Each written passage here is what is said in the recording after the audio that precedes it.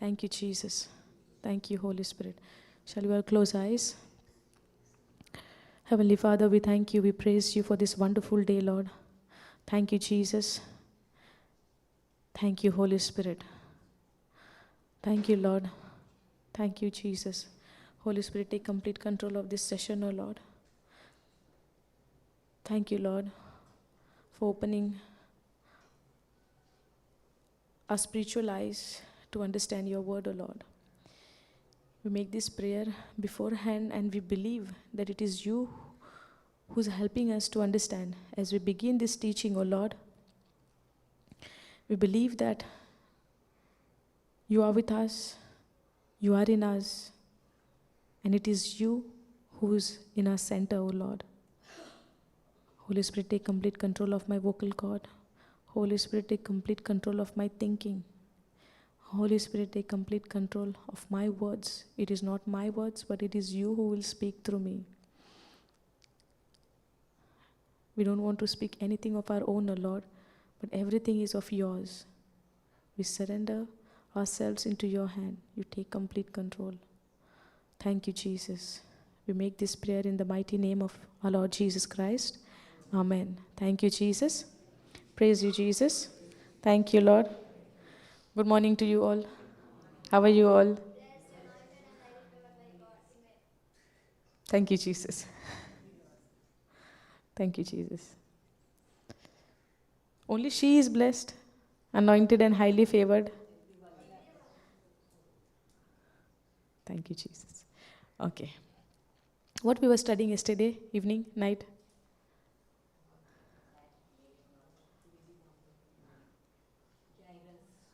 Jairus and that woman? Huh? Yeah, which lady? There are so many ladies. Which lady? Jesus raised lady from the dead? The lady with the issue of blood who was suffering for 12 years. Yes? And the moment she heard about Jesus, she was healed, right? The moment she heard about Jesus, she was healed, right? Yes or no? My son, pay attention to my words. Pay attention to the word of God. The lady who heard about Jesus, she was immediately healed, right? Raise your hand who is saying yes.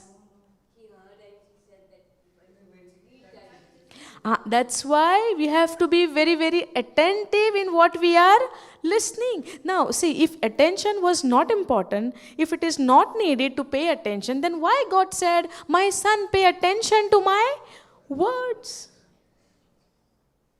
Proverbs 4? Yes? Yes, no? So, if it was not, this is the reason we have to be very, very careful what we listen. Yes or no? We remembered it's about Jairus and the woman with the issue of blood. But we forgot to pay attention. When we listen carefully what we are hearing, then only I can put my faith into practice. If I don't listen it attentively, how can I put it into action and step out by faith? Correct? So when the question is being asked, the moment she heard the message, she was immediately healed, right? And majority said yes. So more than 1 hour, almost 2 hours we studied on that. There was a step. The first thing, you will hear the message. The message will go to your ears. Then you will start processing on that message. And then you will decide to whether to take action by faith or to remain in the fear because of the situation. The choice is mine. The choice is mine. Now, yesterday we studied so much on that chapter. In detail we went, but by the night passed, we forgot. It was not just hearing. It was not just hearing. She heard the message and she renewed her mind. She allowed that message to take control of her mind. When she heard when she heard about Jesus, that he is going and healing people, many people are getting set free, she allowed that message to work inside of us. That's how when we study the word of God, not just sitting here studying and writing and going and then we forget. In one night, this can happen. In the morning, I think this is the first session, right? Yes or no? So last night where we finished, we are starting it now, no? And then, okay, I'm not pointing out, see, don't get me wrong, I'm not pointing out fingers to anybody, but we need to understand where we are, where lacking also would be like little harsh, no, but where we need to pay more attention. If the worldly things, very, very attentively, we will remember till the rest of our life. If somebody says something, till the end, we would remember. If somebody said something without missing any single word, we will give that same message. 10 years ago, she said exactly this word to me. Thank you, Jesus. Praise you, Jesus. Understanding? Thank you, Jesus. Praise God. Okay. Thank you, Lord. Settle down. Yeah. Take your own time. No problem, brother. No worries. Thank you, Jesus.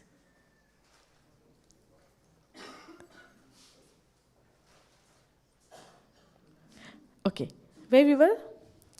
See, the thing is, we are not pointing out to anybody. We are here to study and we are here to know where we miss that, that slightly somewhere we are lacking, and that is the reason we cannot operate by faith. Now, we are thinking because our mind is trained in that way. We don't take the whole thing. Yes or no? When Eve came, when devil came, when the serpent came to Eve, he did not give her the correct message. It looked like it is a correct message, but it was not a correct message. He said, did God said not to eat any of the fruit? But did God said that? No. But when Eve was listening to, when she gave ears to the serpent, she is thinking, no, God did not say like that. God said this. But do you think serpent did not know, the devil did not know what God said? More than Adam and Eve, the serpent must be very, very careful what God is speaking. Now he is in attack mode just to take that word from you. Because Jesus said, you shall know the truth and the truth will set you free. Are you understanding? So every word of God is truth. But it is the work of the enemy to distract our mind. But if I am very, very attentive, vigilant, very, very careful in listening the word of God, I would not get deceived. That's why to being in the word of God day and night, meditating is very important. God did not simply said, this book of the law shall not depart out of thy mouth. He simply did not say that. That is a reason, because he knows how cunning is the devil. Are you getting it? Because God knows how cunning he is, how he can deceive us. But if we really know the truth, the way it is, he cannot deceive us. Because I know, like sister gave the example of the currency, the original and the fake. The company is not studying on the fake currency, but company is studying on the original currency. When anything duplicate is coming, because the company knows the original, they don't accept the fake one. So I don't need to study on the devil more, demons more focus on the casting out demons. I don't have to focus there. I have to focus. I have two options. When I see somebody is in need to help them to come out from some addiction or something, there are two ways. I can either go and say, in the name of Jesus, the devil, come out. I can say that. Or at the same time, I can say, the Spirit of the Lord is upon you, on that person. When I say that, that person's mind also is getting renewed, that I am the Spirit of the Lord is upon me, and I am anointed, and I am highly favored. So what he is meditating now? Who is he in Christ Jesus, rather than focusing that I have a demon on me? Understanding? So where is our more focus? Casting out demon, I cast it out demon. No. Why I am more demon conscious? Instead of being God conscious. If I am more conscious about sin, I am a sinner, I have done this, I have this addiction, I'm not good enough to stand in front of God, I have this problem, that problem, I did this much, and somebody would come and give you even wrong message. You have to, cry and fast and do this and do that, go into the law. But no, you have to be Christ conscious. When you become Christ conscious and study the word of God in such a way, then try to understand what Jesus did and what that divine exchange took place. When you understand your identity in Christ Jesus, you are no more demon conscious.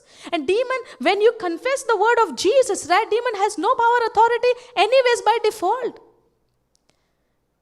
Because where there is Jesus is preached, there won't be demon on you. Because he cannot stand there, he is already defeated. But if I more focusing on demon, we are welcoming them. We have to learn. Now, why we are studying the Bible of the Old Testament also? Because these things happen. Through that, we have to know. We have to understand. If the cunning devil can go and deceive Eve, today he can come and deceive you also. Understanding? So yesterday we studied in such a nice way. But now, see the difference? Now when we focus on this point, no, from today you will be more attentive what I am listening to. It's not the just sake of listening. You will be more attentive. Yes or no? So just hearing the message will not set you free. We have that, that old mindset we have that we are trained for that. That is the system what we are come from, that hearing is enough. I'll just go there and I will hear the word of God and then I will be set free. No. You will hear the word and you will act according to that word. Then you set free. So if she would have heard the word and she would have remained in her house, do you think she would be set free from her sickness? No, there is an action after you are hearing the message. That action is of faith. Getting the picture? Thank you, Jesus. Now, let's go Hebrews 11:6.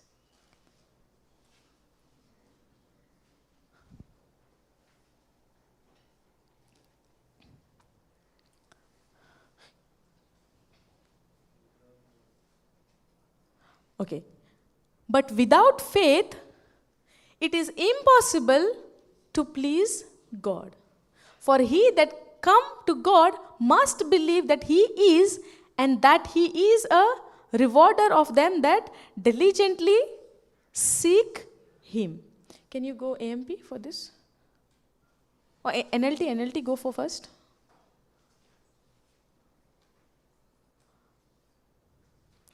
Okay. And it is impossible to please God without faith. Anyone who wants to come to him must believe that God exists and that he rewards those who sincerely seek him. Not just seek him, sincerely seek him. That person has to believe that God exists. So, okay, go AMP also, we'll read in that. Okay, but without faith, it is impossible to walk with God and please him, for whoever comes near to God must necessarily believe that God exists and that he rewards those. He rewards everybody. He rewards everybody. We say, no, God is everywhere. God is with me. I'm living my life. Whatever I want to do, I'm doing. However I want to live my life, I'm living my life. But I heard from my grandparents, great-grandparents, God is with you. God is with us. He is everywhere. He is with you. You are living your life the way you want and expecting God to be with you. He believes that God exists and that rewards those who earnestly, diligently seek him. Are you understanding? So it is not my 2-3 hours prayers that is going to please God. It is not my fasting is going to please God. It is not my lighting the candles is going to please God. It is not my putting the more and more flowers, the expensive flowers I'm putting, that is going to please God. It is not that I'm kneeling down and crying and asking to Him for my problems to get solved. That is going to please God. What is going to please God is your faith. Praise God. What is going to please God? Because now, after Jesus, you no need to do anything. Only thing you have to believe that every promise has been fulfilled in Christ Jesus. Only it is required of my faith to believe that what Jesus has done for me on the cross. The moment I get into worry, the moment I get into fear, the moment I get into anxiety, the moment I get into depression, I am not trusting in the Lord. I am not trusting in Jesus, what He has done for me. Because Bible says Jesus has fulfilled every promise of God for you and me today for those who believe. So if Jesus has done everything, do I have to do something to please God? No. Are you understanding? Do you have any question on this? You're understanding? Praise God. So what is pleasing God? Faith. And faith is the evidence of the things unseen. And we are trained very, very nicely to believe in the seen. So that is the challenge. No, from the seen, I have to step in unseen. And to see in that unseen, I need faith. Because faith is the evidence of the things unseen. Now it's a challenge. If I see that I am sick, it's a challenge for me to believe that I am not sick.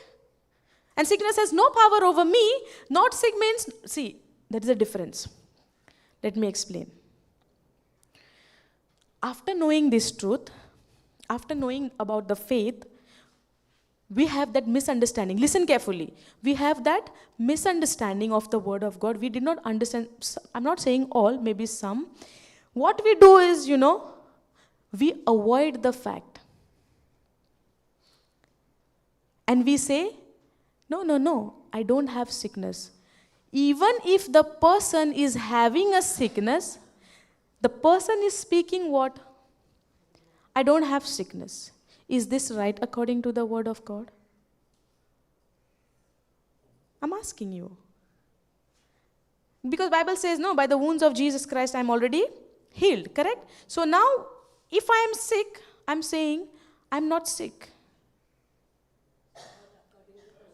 Correct, no? See, brother, there we missed it. There we missed it. Okay, go Romans 4:17. Because that is, even I was thinking like that. But as I was studying on this faith subject, we got to know the right understanding of the word of God. Because 1 Peter 2:24, by the wounds and stripes of Jesus Christ, I am healed. So even though I am sick, I say that I am not sick. Correct? Correct, no? Okay. As it is written, okay, go KJV.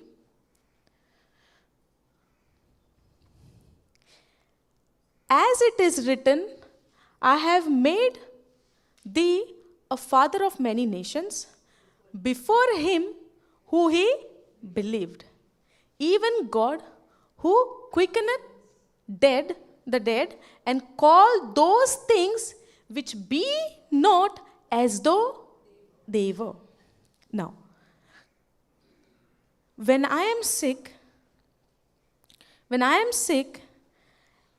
and according to the 1 Peter 2:24, I believe that by the wounds and stripes of Jesus Christ, I am already healed.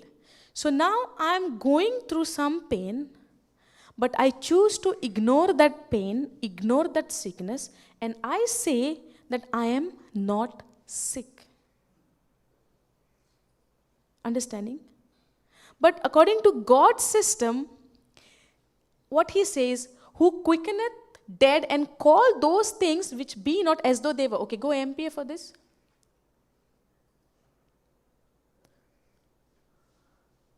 As it is written in scripture, I have made you a father of many nations in the sight of him in whom he believed, that is God, who gives life to the dead and calls into being that which does not exist. He calls and calls into being. Okay, go NLT for this.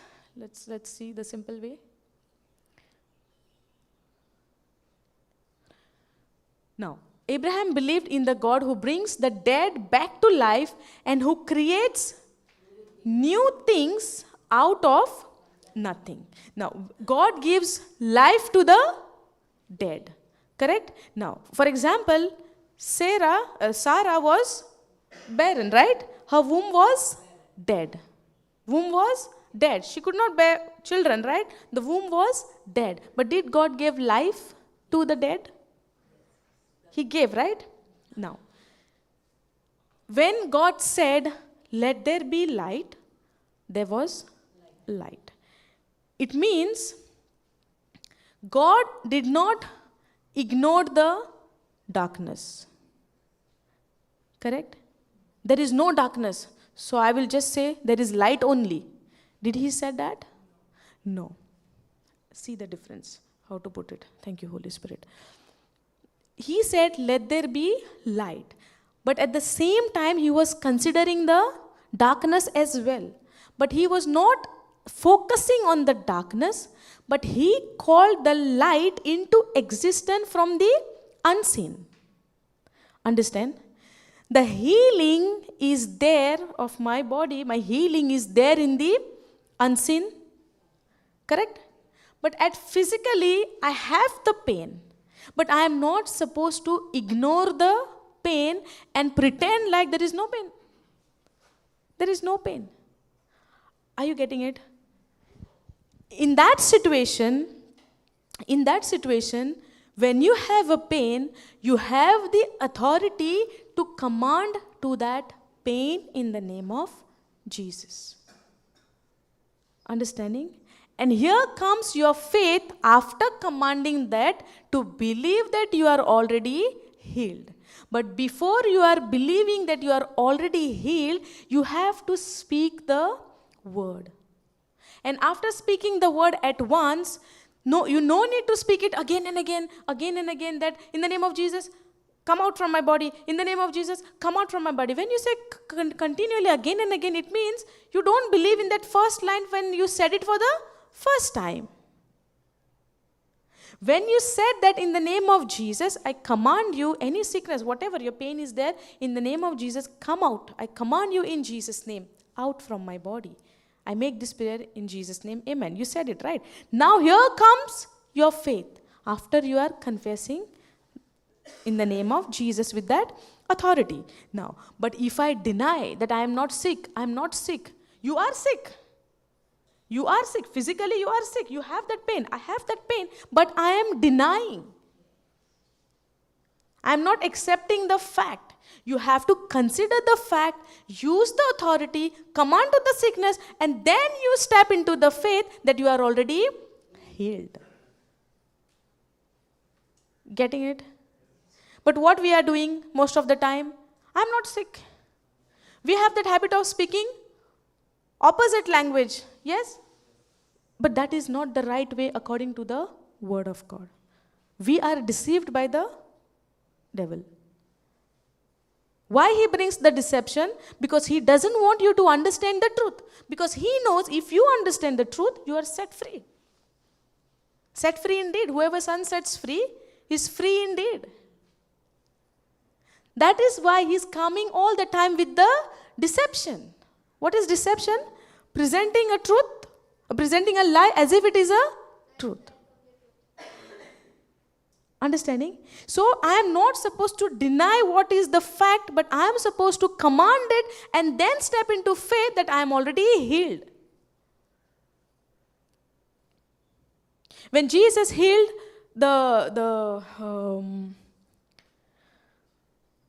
when Jesus was healing, when the person, deaf ears example, okay? So when he healed the deaf ears, he said, the spirit of deaf ear come out. He spoke the word, right? He said to that spirit of deafness, come out. And then immediately that person could here. Why immediately he could see the result? Because Jesus was operating by faith. Now we are in a process to learn what faith Jesus was operating in. Right? We are in the process of learning, right? Are we exactly operating in the way Jesus operated? No. That's why it takes time for us. For us, it is a process. We are learning. Everybody is learning. Nobody is perfect. We are learning and learning and learning. And we are here to help each other. So because of not the right understanding of that believing in the unseen, or when we see the fact, we used to say, I'm not sick. I don't have that problem. But in reality, you have that problem. But you have to speak to that problem and then operate it in faith that I am already healed. But we want shortcuts. But that is a deception of the devil. And then we don't see the result. If I deny what is happening and just say I'm healed, I'm healed, I'm healed, but you are not commanding that thing to go out, how it will go out? Understanding? So all of our life, we were ignoring what is happening and saying, I'm healed by the wounds of Jesus Christ. But you still experience the pain or the problem in your life. But you need to open your mouth and confess it. When God opened his mouth and said, let there be light, then he saw the light. No. Yes or no? If God would have standed and there is no darkness. There is no darkness. There is no darkness. If God would have standed there and saying, he wants light, in his heart, in his mind, in his inside. He wants the light. But if he would have stand there, there is no darkness. There is no darkness. Light would have come. Would have come. So when we open our mouth, I'm not sick. I'm not sick. I'm not sick. I'm already healed. I'm not sick. I'm not sick. That's the place where we did not understood the word. Even I did not know this before. As I'm studying and studying, the Lord started teaching us the small, small things which really matters for us to grow in our faith. Faith is not denying the fact. Faith is not denying the fact. When you see the fact, you have to command it and operate by faith that it is already done now. Are you understanding? Now Jesus, before he died on the cross, he know whole process, right? What he had to go through. And he even know the end result. That he will be raised from the dead. He know the end result. No, he know why he had come. How to deliver us from the captivity of the devil. Yes or no? So Jesus knew that. That's why he accepted the cross with love, with joy. Because he knew the end result. But that doesn't mean that I will not go to the cross. I will not go to the cross. Did he say that? He knows what is the fact, what he have to go through, and he know the truth also that he will be resurrected from the dead. And with him, by faith, we are also resurrected with him. Are you understanding? Without faith, okay, go back to that Hebrews 11:6. Thank you, Jesus. So faith is the only thing which can please God. And for us, it is a big challenge. You know, for us, it is a big challenge to have that faith, because faith is something which is completely opposite to the worldly system. Like how when we see the things, when I see the stuff, nobody has to tell me, you believe it, believe it, believe it. Nobody has to come and tell me, you know, there is a screen behind you, there is a TV behind you. Nobody has to come and tell me that, because I can see it. Yes or no?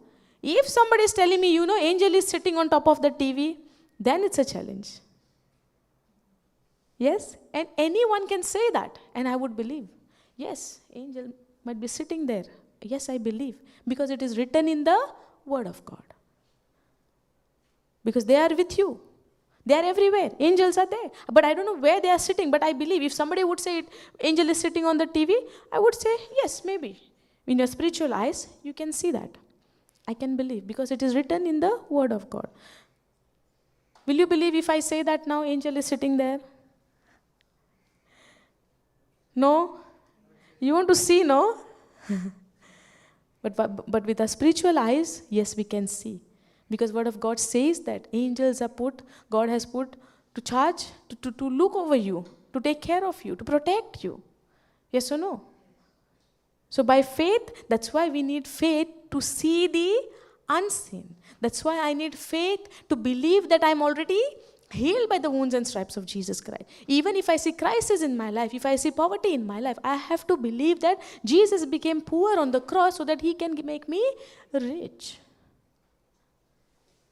Are you understanding? This is all by faith. The whole day, whole retreat, 10 days, 20 days, whatever, I'm sitting and studying the word of God. But I am not understanding how to step into faith and how to operate in faith. It's the rest of the things will not do anything for me. Now, even if I say I'm crucified with Christ, I'm buried with him, I'm raised again with him, now I'm living the life, the newness of life in Christ Jesus, I need faith to believe that. I receive the gift of righteousness. I receive the gift of grace. That is also, I need faith to operate in that.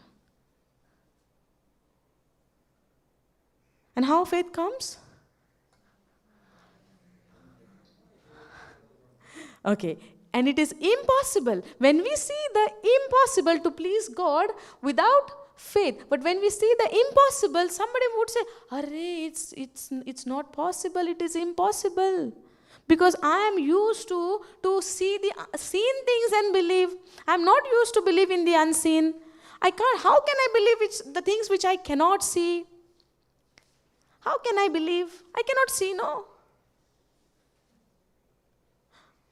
Today, the lunch would be, example, maybe rice and dal and papad, okay. So if I tell you before you go down, today there will be chicken. Yes? Then when you go down, I said it by faith, okay? So when you go down, you see only dal, rice, papad. Now what will happen to you? What will happen to you? Let's talk now. Disappointment? What really? Disappointment? It means you're not operating in faith. It means you're not operating in faith. Faith is the substance of the things called unseen. Why I give food example, that is the best example people really understand. Now you understand? So what you were doing from day one? What you are doing from the day one? You give the scripture in such a way, looks like you are the first person who understands everything. Every day new revelation, praise God. Thank you, Jesus. Thank you, Holy Spirit. So even though when you go down and when you see physical eyes, rice, dal, papad and the pickle, where is the chicken? You imagine the chicken is there on your rice plate. And you make that imagination that you are eating that chicken. And God will be pleased with you because of your faith, and dinner time you will have chicken.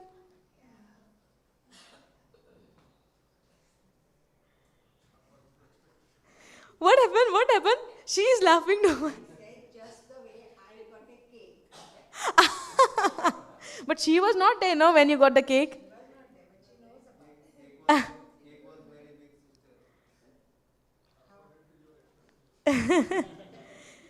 You love cake? You love cake? Then how you say it was very big, very small?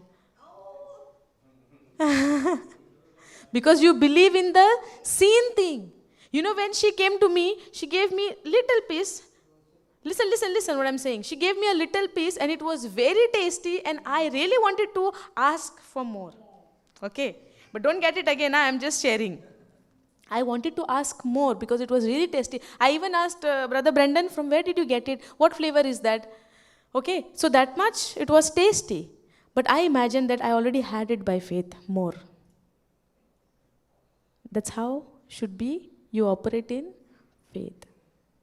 The people who operate in faith, they would go down, they see the rice, papad, dal, they will believe that I'm already eating the chicken. The way he is eating the papad, he is imagining he is eating a chicken. That is called operating in faith. And if a person who's grumbling, murmuring, she said like this, but there is no chicken. Why she gave the example of chicken? Now I imagine chicken. When I go to see the food, there is no chicken. Grumbling, murmuring. What happened to the Israelites? Grumbling, murmuring. Instead of in 11 days, they should complete the journey. Just the matter of 11 days, it took 40 years for them because of their unbelief.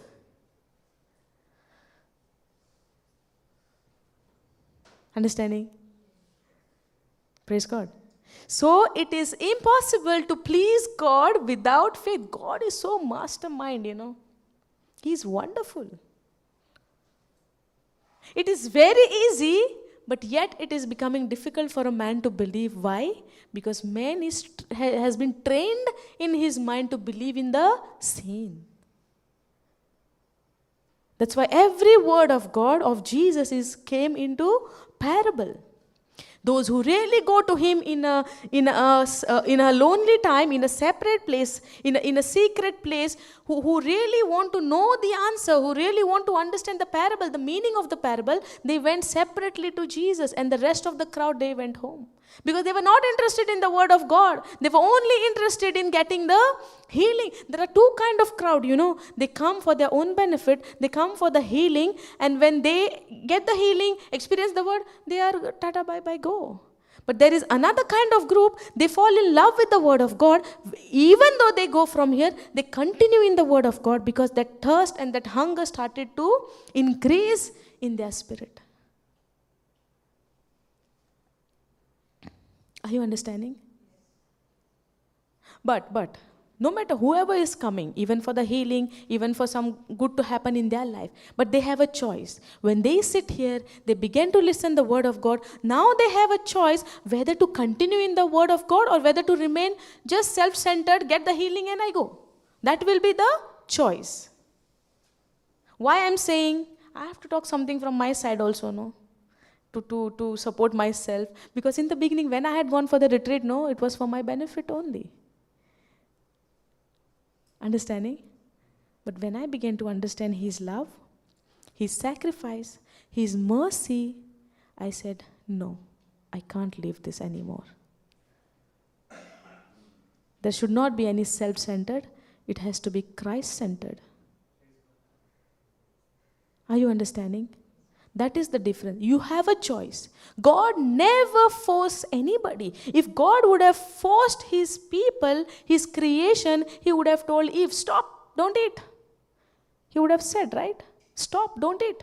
That's the devil who's talking to you. But no, God cannot go against His system. Every word of God is a law. He said it in the book of Joshua chapter 1 verse 8, this book of the law shall not depart out of thy mouth.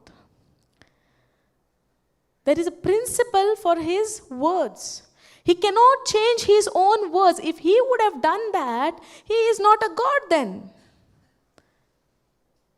There is no one above Him. He is the creator. And if He don't keep His words, we can call Him God? No. But He is such a loving God. He came with a master plan of Jesus to save us. Are you understanding?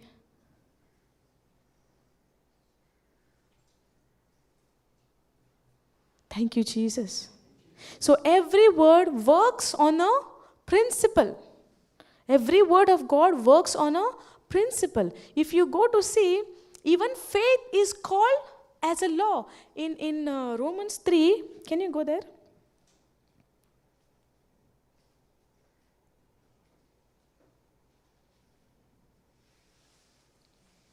(27) Go KJV, yeah?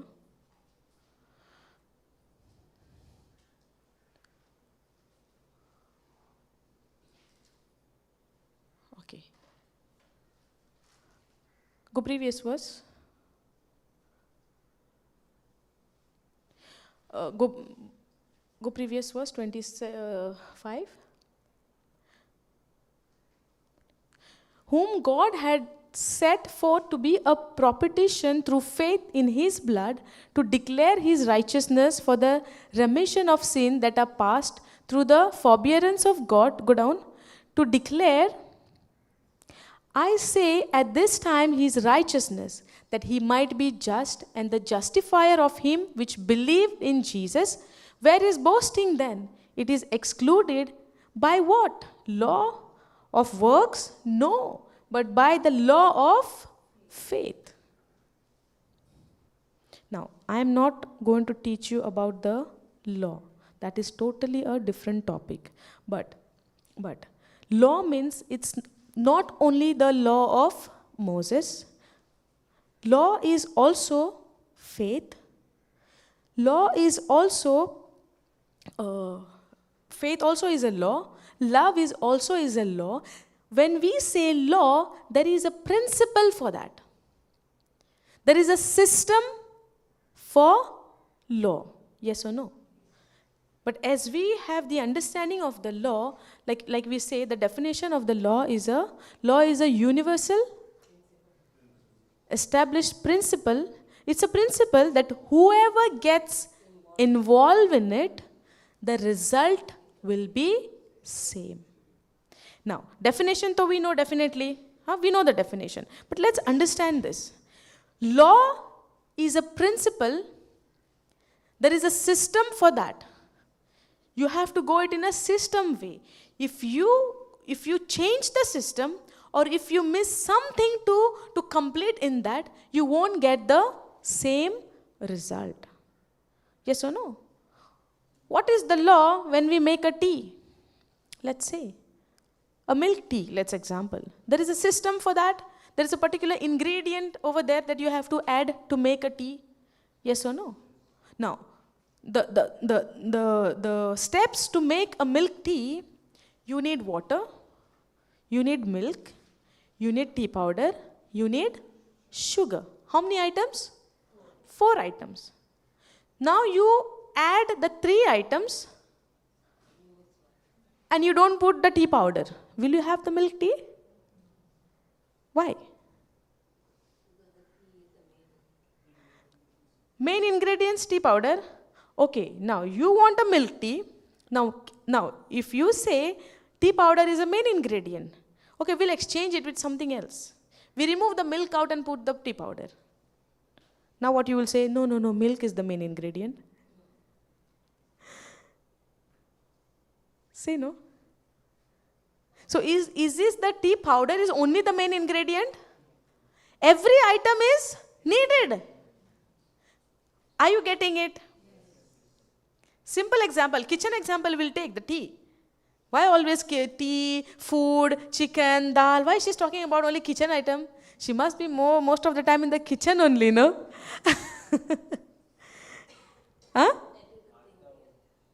You are stuck that Martha place only. That day also he gave the example of Martha. I don't understand. Akada is stuck there only on Martha.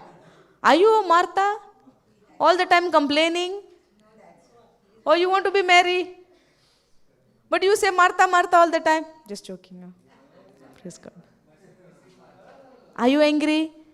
Are you in offense? If you say yes, you are opening the door for the devil. If you go into offense, if you go into anger, you are opening door for God. And what Martha was doing? Tell my sister to come.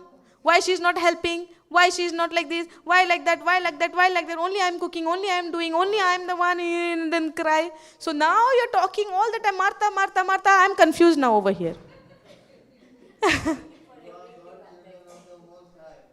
Yeah, but if I don't obey the word of God, then still I am a children.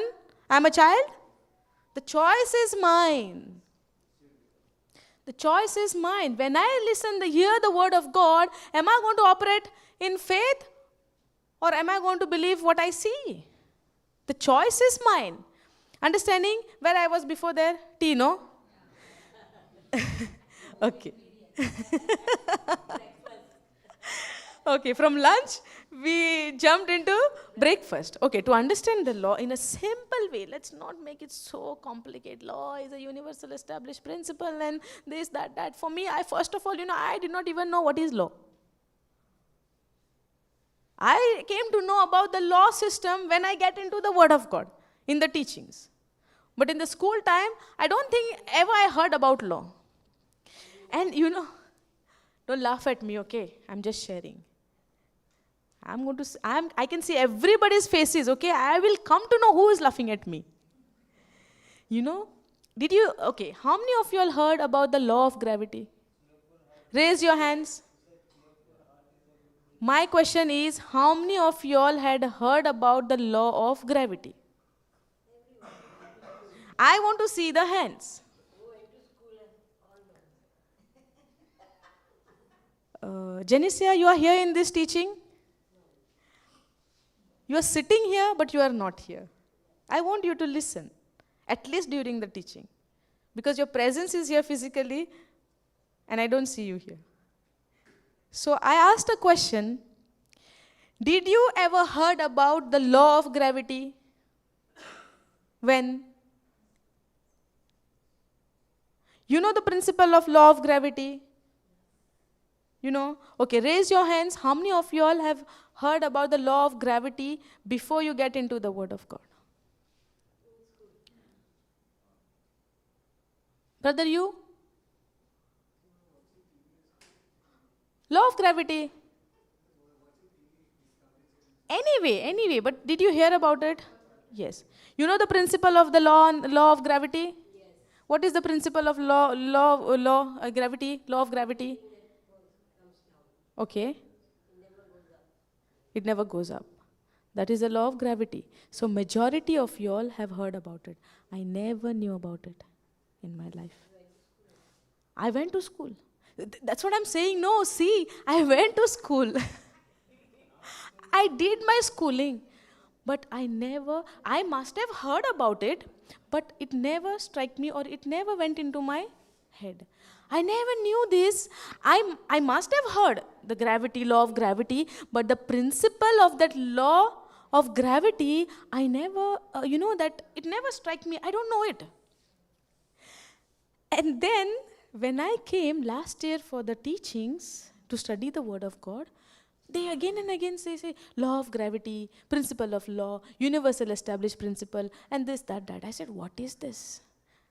And I was even hiding, so that nobody will ask me a question and then tell me, now I'm asking, no? Raise your hands, explain this, explain that. Same thing happened with me. But when they were touching the law things, no, I was hiding. I was behind somebody, going like this, so that they will not ask me. Because I know in my inside that I have zero knowledge about this law. I really did not know. You know before you coming into the teachings about the law of gravity? You know, right? But I never knew. Really, I did not know. That concept only I never knew. Then they were showing that same example. This is a phone or a mobile. When you leave it, it will go up. It will not go down. And then trying to give the explanation, and everybody was participating in that thing, but I was a person who was really confused and trying to understand what is this law of gravity. I even went on the Google to check. But it was not clicking for me. It was not. That is what I was. It was not clicking to me, and then I note down the definition, like whatever definition you ask her, tuck, she will give. She will say it by words, but I don't know how much will be in practical. I don't know.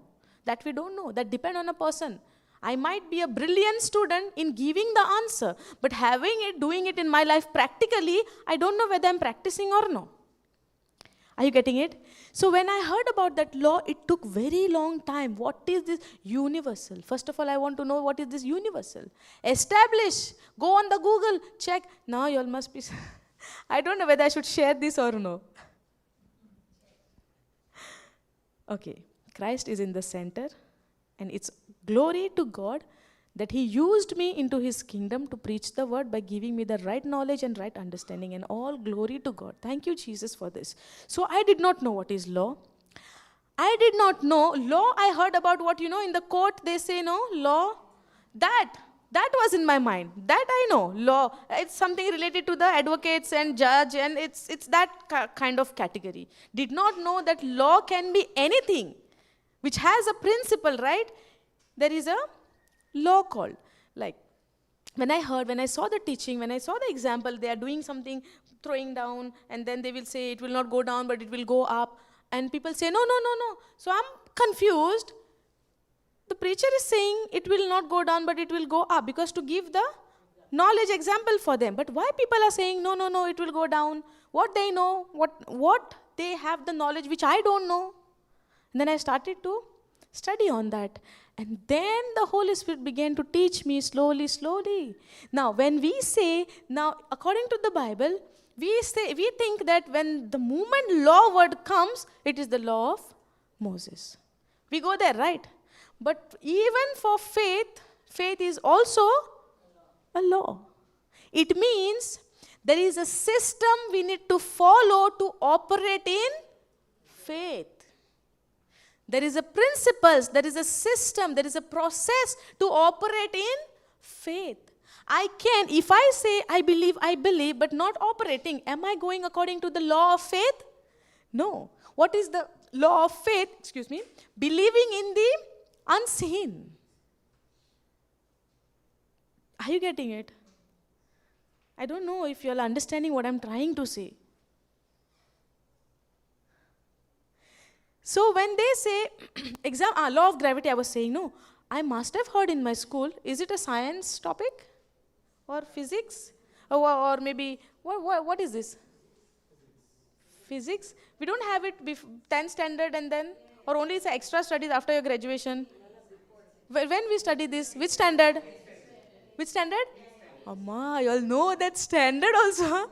In 8th standard we study in science. Okay. Anyways. Okay. So I did not know this law of gravity, that on this planet Earth, when you drop something, the gravity pulls it down. Yes? I never knew about this.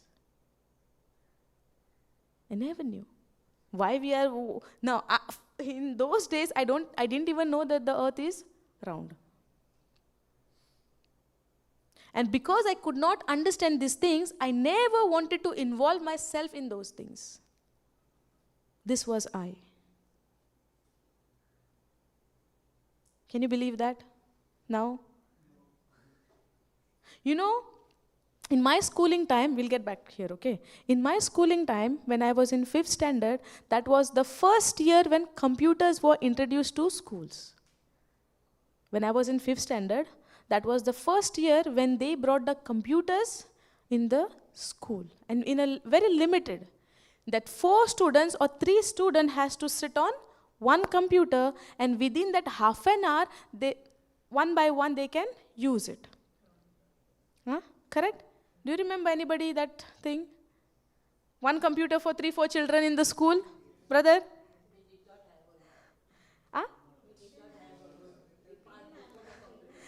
No. When I was in 5th standard, I don't know which year it is now. I'm just sharing this, you know why?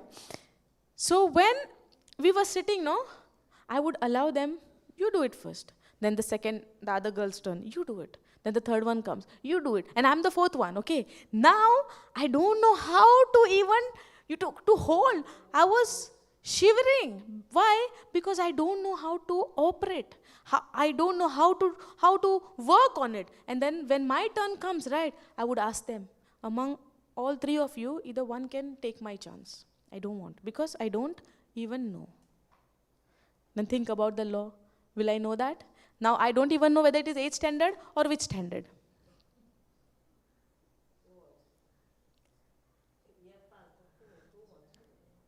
No, but at least remember, they remembered, see how, even you remembered law of gravity. No, first time when I heard in here. In the teaching. That I did not know. I also thought it is law means...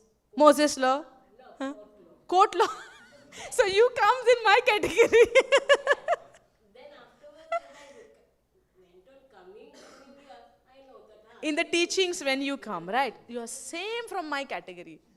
Same. Even I am like that. I thought the law is the court law.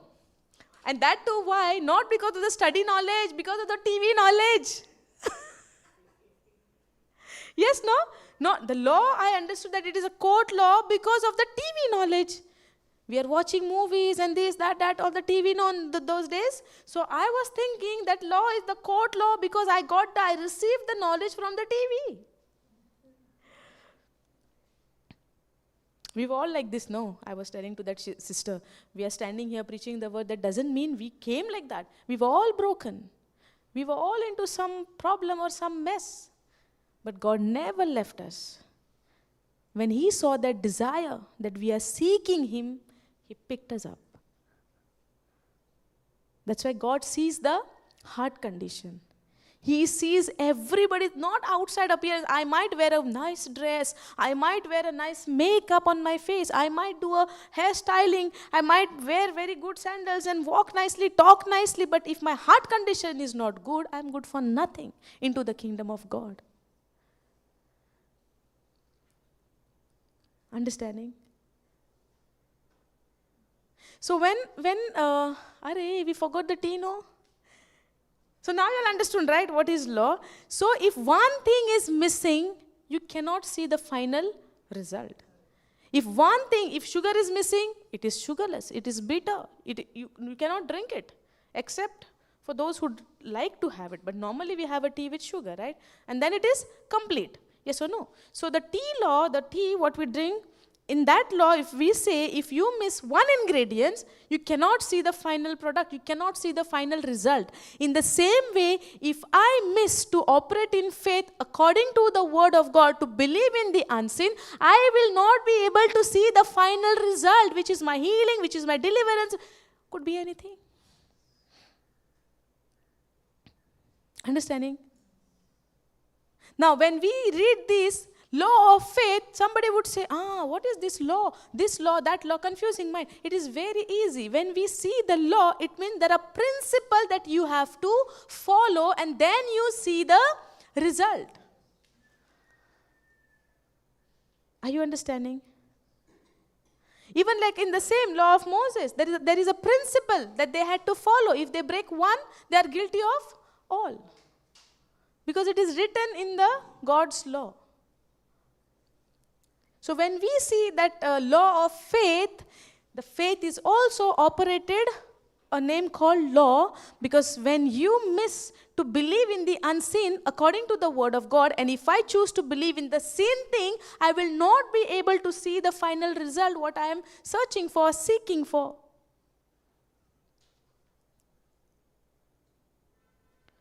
Understanding? Any question? Or everybody is understanding very well? Huh? Thank you, Jesus. Okay. Yesterday we saw the woman. Yes? When we study is different. When we start operating in that is different. Without studying, we cannot operate. Correct? Without studying, without knowing the principles, we cannot operate because we don't have the knowledge, no? When you bring something in your house, like for example TV or AC or whatever it is you brought, you also get inside a manual, instruction card, yes? And first time when you want to start that thing, you need to go through that manual. In the olden days, we used to have the TV, no? Behind it shows red, green, red, blue, red, white, yellow, switches, yes? So now, when you put those things in a correct place, then only it will get start. You remember those TVs? Don't remember the old TVs? Yeah, it has to be in a right place. It means in the manual, they will show you this will go to this place, this plug will go to this place, this switch will go to this place. If you mix it, will you see the final result? No. It means it work on a system. What system the company had made for the TV, you have to follow exactly the same system. Because the TV came in your house, you cannot change it into your own system. You might be a technician, you might be somebody who can repair things and make a new thing. You might have a company of your own of a different product. That doesn't mean because you have a company, because you're having a different product company, because it came in your house, you will change the system of this TV setup. No. You have to follow that same system which is written in that card, that manual what you get inside the box. In the same way, if you want to operate in God's system way, you have to follow the things, the instructions which is written in the Word of God. You cannot add your own system. Unless and until I don't see with my eyes, I cannot believe. We can't say that. Like how Thomas said, when the disciple told Thomas, Jesus had come, the Master had come, he said, I will not believe unless and until if I don't see it with my eyes. So where is his faith? In seeing. But Jesus has already told them about this, that he will be raised from the dead, he will come back. He has already told them, but because of the natural senses, they were in unbelief. And Thomas said, I will not believe unless and until if I don't see and if I don't touch, put my finger in his wounds. Did he say that? Yes. But do you think Jesus did not hear about it? Jesus knew about it. But when the next week when Jesus came, he directly told to Thomas, come, touch and see, here I am. And when he did that, he believed that. But what Jesus said to him, blessed are those who believe in me even without seeing me. And who are they? We are. So faith is what? Evidence of the things unseen. Faith is believing in the unseen. And it is not one-time event, that, oh no, from today I make a decision that I will believe in the unseen. It's not a one-time event. It is a process. How we renew our mind, how we renew our mind to operate, to change my thinking from the worldly system to godly system, in the same way to having a God kind of faith, I have to be in that process. And what is the process? By hearing and hearing by the word of Christ. How faith comes? By hearing and hearing by the word of God, word of Christ. I don't have to do anything, something else, to do something and come back and operate in faith. No. That also God gave us the solution. You keep on hearing the word of God, and you will see the things which is there in the unseen. Yesterday somebody was saying about the vision. Someone said, no? What was you were asking about the vision? Forgot.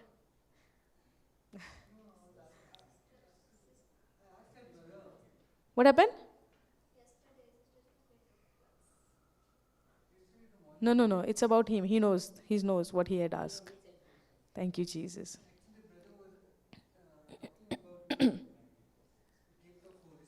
Gift of the Holy Spirit, yes.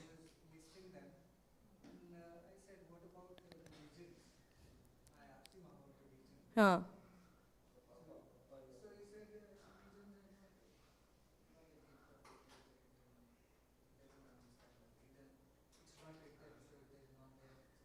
So you got your answer, no, yesterday? You know, One second. The day when Papa was taking the session, Papa said one thing. I'm not totally counting on him. Papa also said, devil is a person. Devil fears that person who has visions. But he doesn't have the knowledge of visions.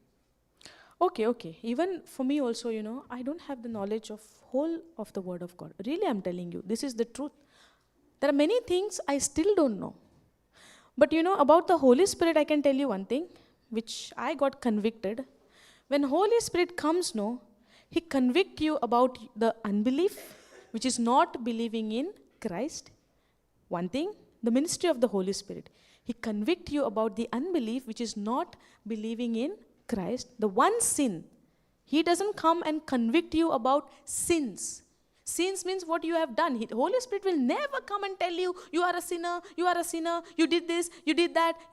No. That is not the work of the Holy Spirit. He will convict you about the sin which is called unbelief, which is not believing in Christ. He will convict you to believe in Christ. He will help you even. That's why Jesus said, I will send you a helper who will testify about me. It means Jesus. Holy Spirit is the one who testify you about Jesus. Correct? Second thing, He will convict you about the righteousness, that you are the righteousness of God in Christ Jesus. And the third thing, He will convict you that the prince of the world is already judged. Correct? But on the day of Pentecost, when He came, God has filled you with the Holy Spirit, and you are full of the power. We see that in the Acts of the Apostle, chapter 2, verse 8. the place was filled with the Holy Spirit, and they were all filled with that, and they were all filled with the power of God, which is from above. And that same power which raised the dead, when Jesus raised the dead, that same power which Jesus had inside of him, now the same power is inside my spirit, it is inside of me. Now, what I'm trying to say is, there could be dreams, there could be a vision, there could be anything. But what I believe through my experience in the journey of the Word of God is the Holy Spirit convicts you. You get an inner witness. You know, you get that voice, not the audible voice, but you get the voice. You will get a two, you will see a two situation, but Holy Spirit will convict you to go in which way. Now, the simple thing, very easy to understand, the conviction of the Holy Spirit, the side, like, you have one thing in this side, one thing in that side, okay?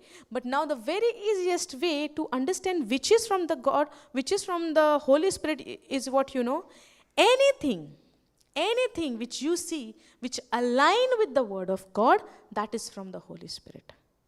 Understand? So, we no need to confuse ourselves in many different other things. Correct? Are you understanding? I'm making it very easy for you. Because that's how I study, in easy way. I don't confuse my mind. Why they're like this? Why here like this? Why that like this? Why that? Why? If I do know what I'm studying also, I will not understand.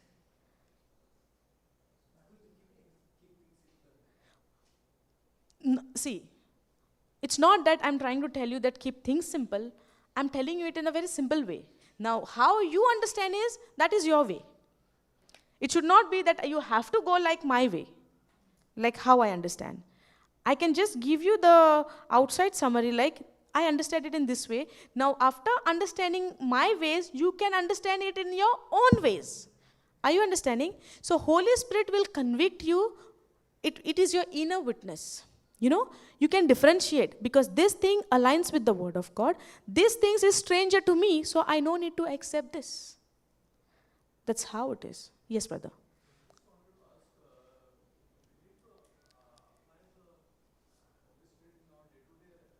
Every second. See. Okay. See. Peter example, okay? Very simple. Before the day of Pentecost, how was Peter? He was natural man, yes? But Jesus did not tell him everything what is going to happen? Jesus told them, right? Now I have to go. If I don't go, I cannot send you the Holy Spirit who will be your helper. In John we saw, no? Jesus told them everything what is going to happen. And then when he was resurrected, he was there with them. Yes? When he was there with them, he told them, tarry in Jerusalem. Don't go outside Jerusalem. But when the promise get fulfilled, which is the day of Pentecost, till that time, you tarry in Jerusalem. Don't go anywhere. Correct? So when the Holy Spirit comes, the same Peter, when Jesus was resurrected, when Jesus was died, that same Peter to whom Jesus already told that he on the third day he will be raised from the dead, already told, right? Peter was not in his spiritual senses. He was in his physical senses. He even get back to his work, which is fishing. Correct? But Jesus told him, henceforth you will fish men. Jesus told him everything. Yes or no? Peter was very close to him, no? Peter was the one very close to him. Peter, James, John, everywhere he goes, he take Peter, James and John. Yesterday he went to Jairus' house. Whom he took? Peter, James and John. Now Peter, in his physical eyes, he saw that the girl is dead.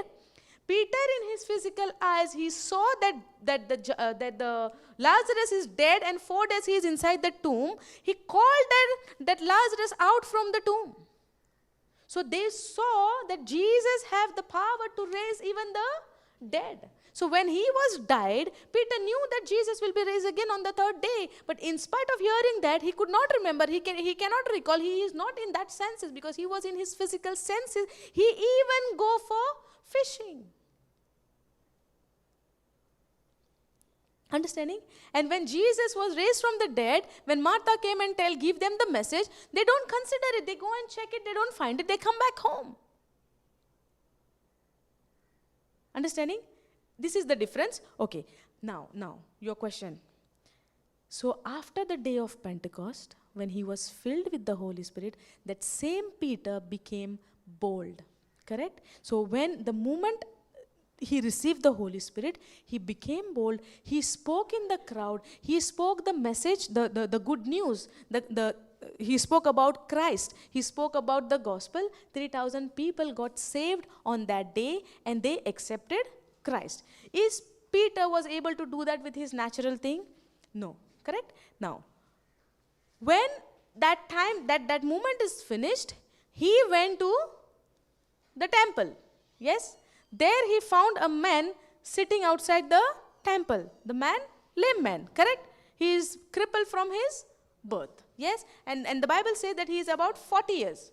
Now from the time he was born till 40 years, he was just there. So when he was entering and that man was asking for the alms, Peter looked at him right into his eyes and tells him, silver and gold I have none.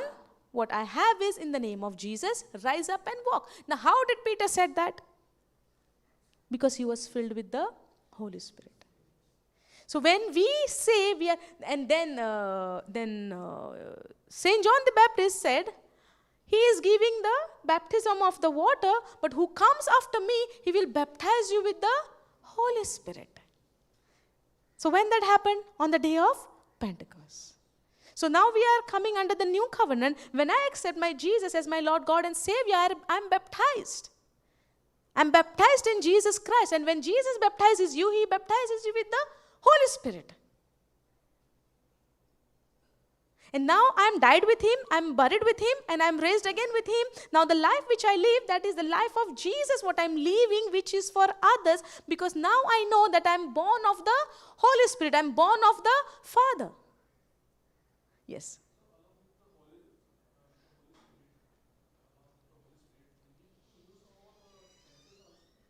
Senses. Okay. Now, there are two worlds. One is physical, one is spiritual. When you live in this physical world, your natural senses is very, very important. Now, when you go home, when you cross the road, if you remain in your physical senses only and you are just walking on the highway, somebody would come and hit you and you are gone. I understood. Not me, sorry. It is the Holy Spirit who understood, and he wants to give you the right answer so that you never go from here empty.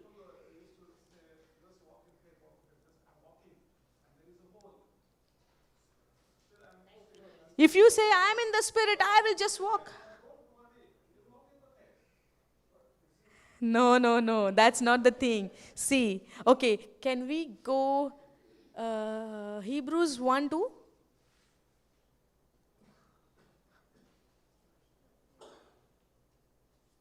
I think so. This scripture will help us. Go down.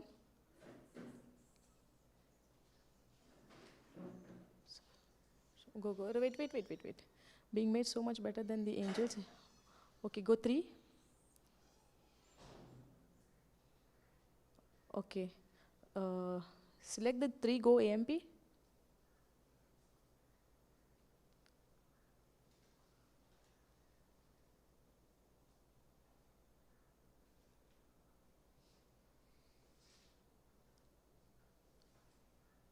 Perfect.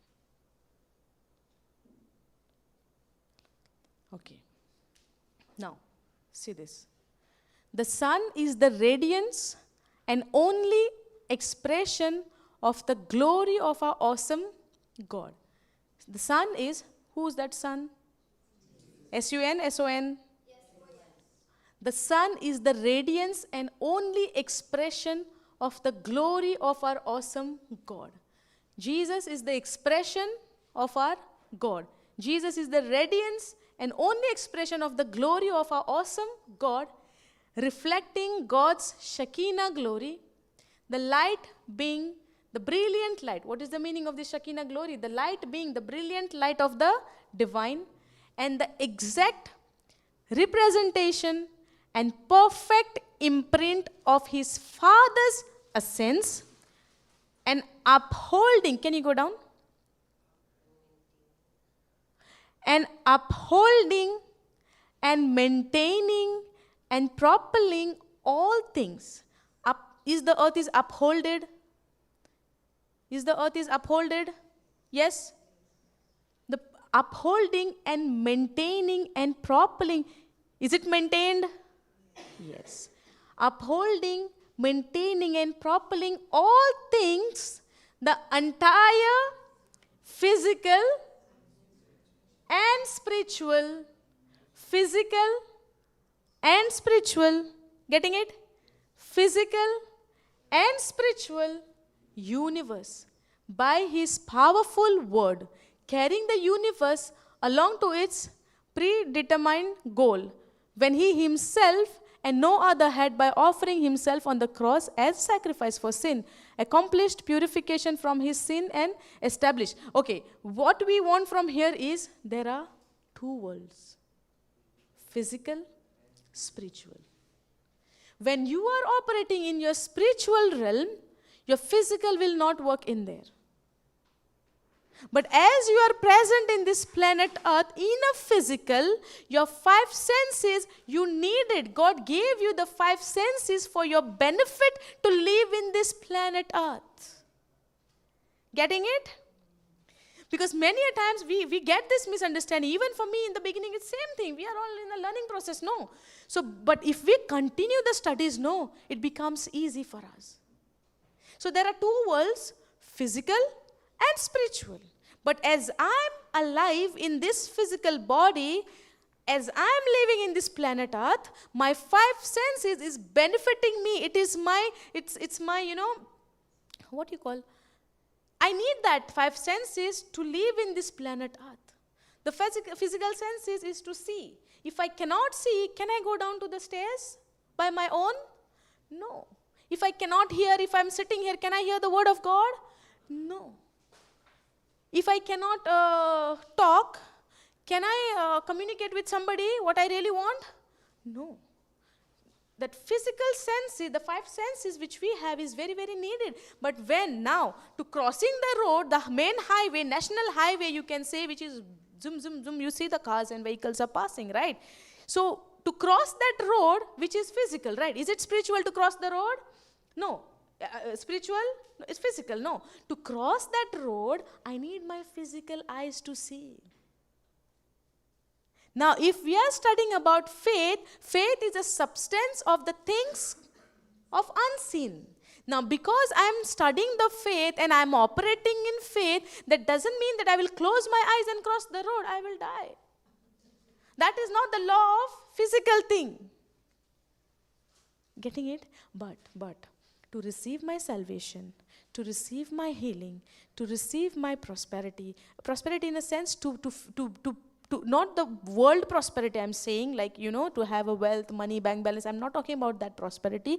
I'm talking about prosperity is what, it's you are experiencing that God is with you. You are a prosperous man. When we study about Joseph was a prosperous man because God is with him. Understanding? So, when I operate in this planet Earth to cross the road, to drive the car, yes, to drive the car, I have to use my physical senses. Otherwise, I will be killed. I'm going against the system of this world. But in another way, I should not allow my physical senses to control my mind. Are you understanding? Okay, go back, go to 1 Corinthians 2:14.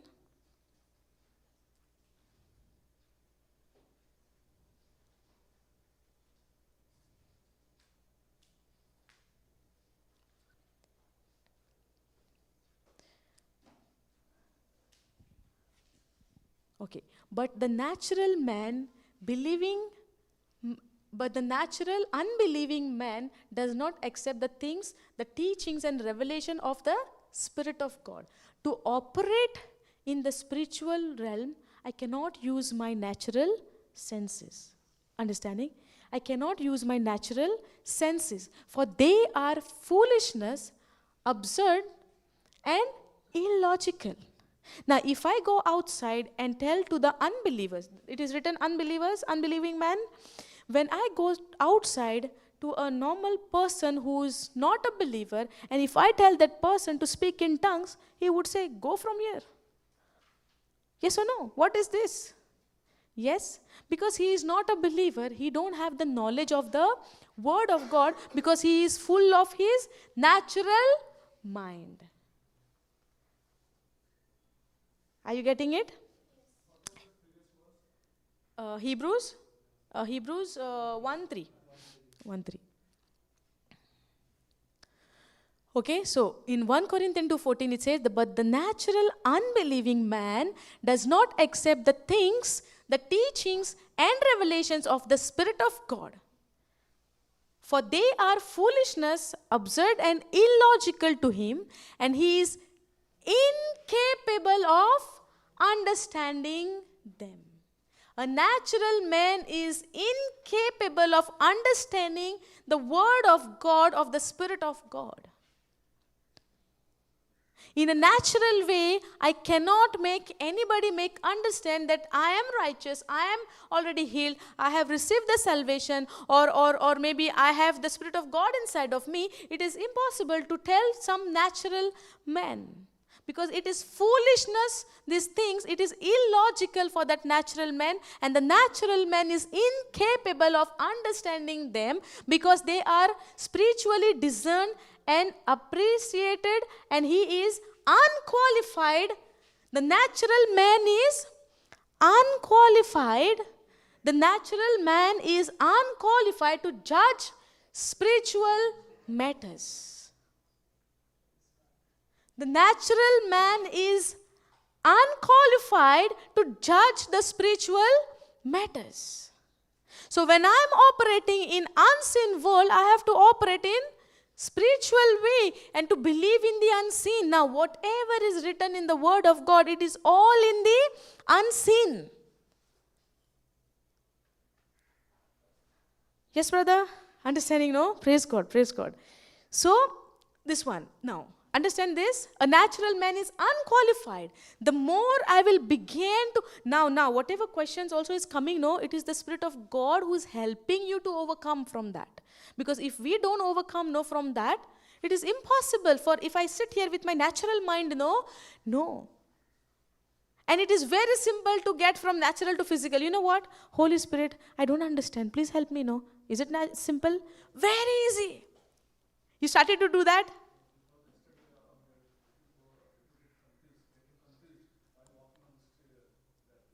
Where? Outside when you went? Okay. See, why it happened, because when we start to think from our mind, it is, the mind is unqualified. A natural man means you are operating in your mind, in your natural thinking. For that person, they are unqualified to judge the spiritual matters. Can we go to Corinthians 4:18?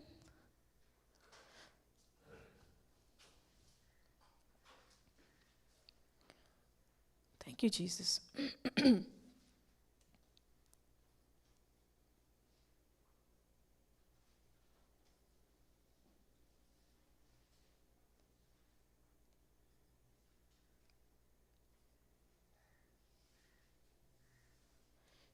So we look not at the things which are sin. So we look not at the things which are sin, but at the things which are unseen. For the things which are visible are temporal, just brief and fleeting, but the things which are invisible are everlasting and imperishable. Understanding this? So we look, okay, can we go KJV?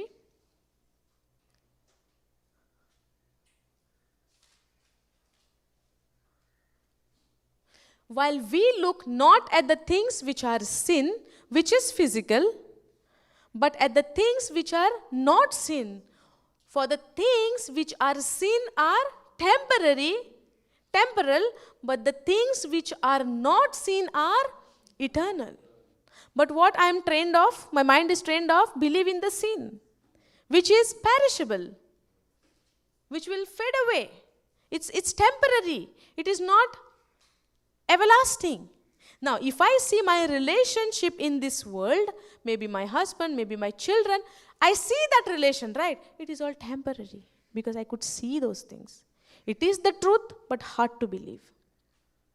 It is the truth, hard to believe. Why? I love my wife. I love my husband. I can do anything for them. My children. But these are all only for this temporary world. Yes. See, everything, there is a way of understanding.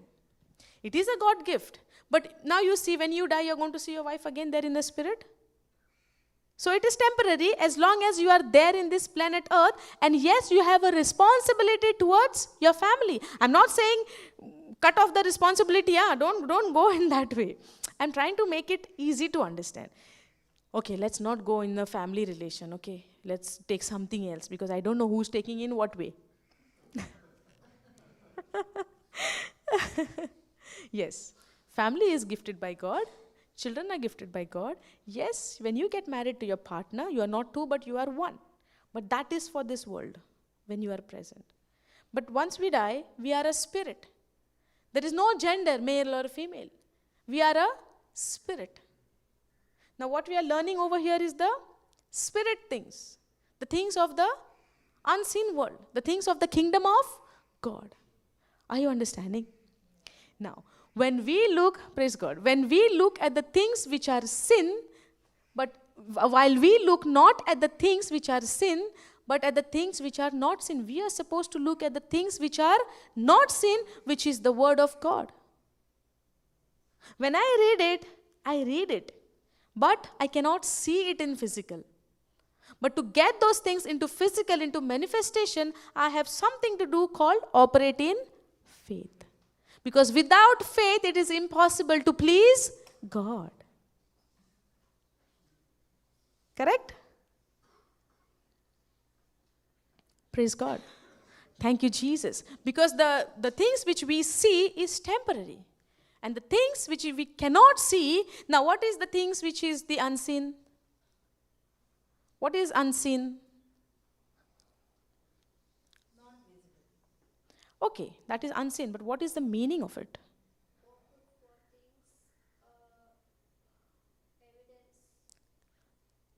Faith is the evidence of the unseen. But what is unseen?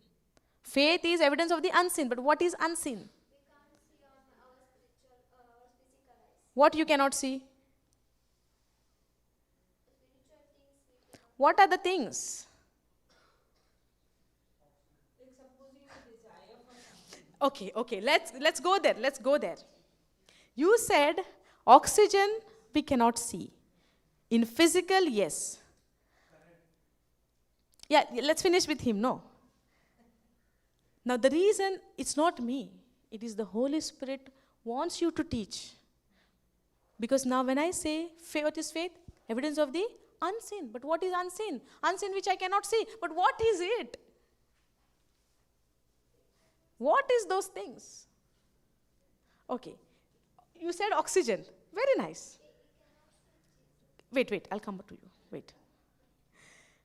Oxygen we cannot see, correct? But does that mean oxygen is not there? If there is no oxygen, what will happen? I will not see you on the chair. I will see everybody on the floor. So what is the evidence? It is there that you are sitting, alive, responding, reacting, responding. Praise God. So it means there is oxygen. You can prove it. You don't need faith to prove it. What is the difference? You don't need faith to prove the oxygen. Without using your faith, the evidence is that there is an oxygen that you all are sitting on the chair. I am standing here. But I will speak the faith by words, that oxygen is not there after this mat, but this side there is oxygen. Just joking, okay? So what I'm saying is, oxygen we can't see, that doesn't mean that that is the unseen. You can prove that oxygen without faith. In the same way, can you see germs? Can you see it? No. But does that mean it is not there? We don't know how many germs there is in my hand. I don't know, maybe in the podium. But if we try to prove it, some kind of equipments, we can prove it. Do I need my faith to believe that there is germs, or do I need some equipments to check and prove it? Understanding the difference? So germs or oxygen or carbon dioxide, if there is no carbon dioxide, the plants would not be there. That I know. How about the science? This thing I knew about the science because there is a reason.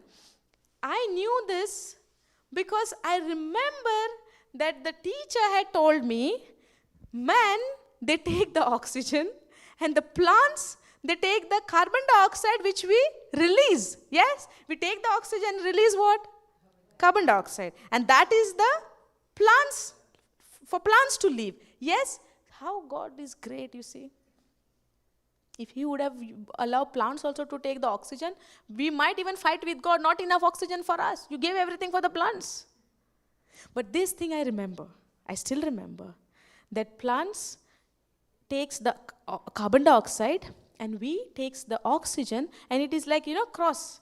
Like we release the carbon dioxide which they take, and they release the oxygen which we take. Yes or no? That I still remember. I don't know, that topic was very strongly she must have taught us. But about the law of faith, I don't know. Law of gravity, I don't know.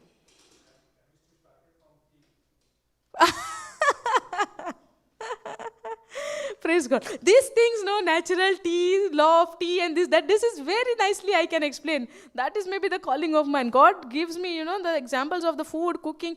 Last time, okay, I'll share a little. Last time we had a retreat over here, and for some reason, it was lunchtime, and it was become very late.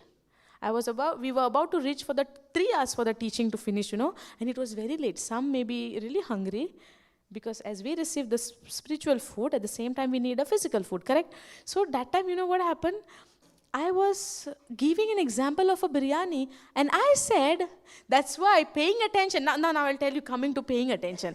So I said, now, if I tell you there is biryani serving for the lunch time, and you are going there and if there is no biryani, same example I gave, but somebody heard it only half. Somebody heard it only half. They did not pay attention in what I was telling them. Hey, and then you know what happened? And then you know what happened? When the session got over, these people, quickly they went down thinking that there is a biryani. When they went down, there is no biryani. I think there is veg only on that day. When they go down, they are looking, thinking there would be a biryani. But when they are serving, they served in some gravy of the vegetable. And then one person even asked, where is the biryani? That preacher, she said, there is biryani for lunch. Now what to say? That's why paying attention for what you hear is very, very important.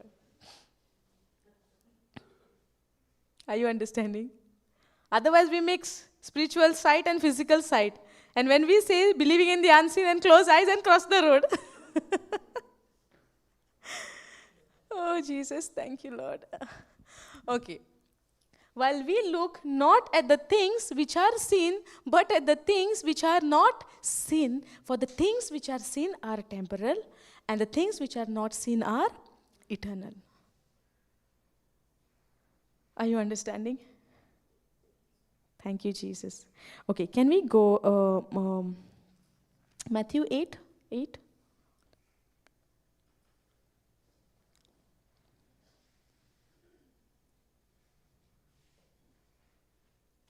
Go 23.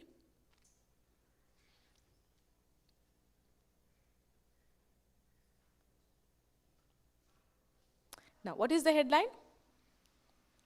Jesus comes a storm. Okay. When he was entered into a ship, his disciples followed him. And behold, there arose a great tempest in the sea, in much that the ship was covered with the waves, but he was asleep. Understanding? Go down. And his disciple came to him and awoke him, saying, Lord, save us, we perish. And he said unto them, Why are you fearful, O of you of little faith? Then he rose and rebuked the winds and the sea, and there was a great calm. Okay, can we go to NLT and read this? Matthew 8:23 onwards.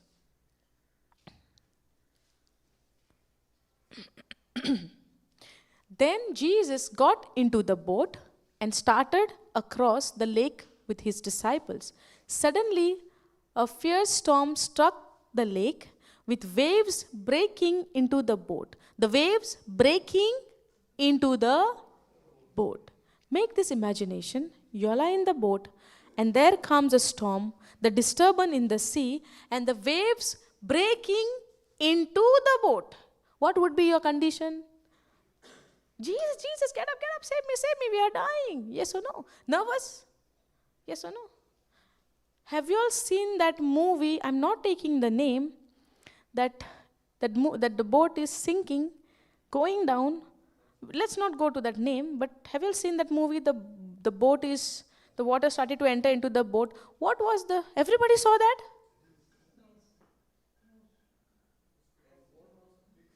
Big ship. Sorry, ship. Thank you for the word. Understand me, no? Because we are saying ship, boat, no. So boat came. A big ship. It started to sink. How the people were reacting? What was the condition of those people? Forget about the main actors, okay? The people. Fear, running for life, don't know where to run. If somebody is near to to jump into the lifeboat, they were grabbing the people and they are trying to save themselves and they run. Lot of things. No. Now, why I'm telling you to make that imagination? Because I know everybody had seen that movie. Now, just to give that picture, not to go back into your old memory to remember the whole story, but only that part when they were sinking, when the ship was going down into the water, what was their situation? How we see it, yes or no? So when we see it, we can make a picture out of it. Now imagine the condition of the disciples. The condition of a disciple.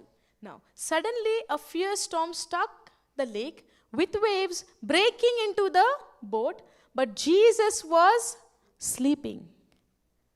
What kind of sleep he was having? Can anybody sleep in this situation? Then why? He was playing with the disciple, having fun with them, ignoring them. Let them die. Let it happen whatever is happening. I want to sleep. I am so tired. Is it like that? But it says he was sleeping. It did not say that Jesus was just there and he was awake. It's not saying that he was sleeping. He was sleeping. How can a person, now he is in a human form, so let's say he's a human at that time. He was in a human form, right? 100% human, 100% God. But at that time, when he was sleeping because he also needs some sleep. But the waves breaking into the boat, but still the word says, but Jesus was sleeping. That day we had little disturbance, we could not sleep, right? Yes or no? That is the fact. No, it's not the truth, but it's a fact. No. If little noise, if somebody is doing some noise, we say that I could not sleep. Light was on, mobile is on, teaching is on, this is on, that is on. Or maybe somebody is making noise, somebody is coming and going. Example I'm giving. So, the outside picture, the surrounding is very noisy, very disturbing, very fearful. How can Jesus sleep?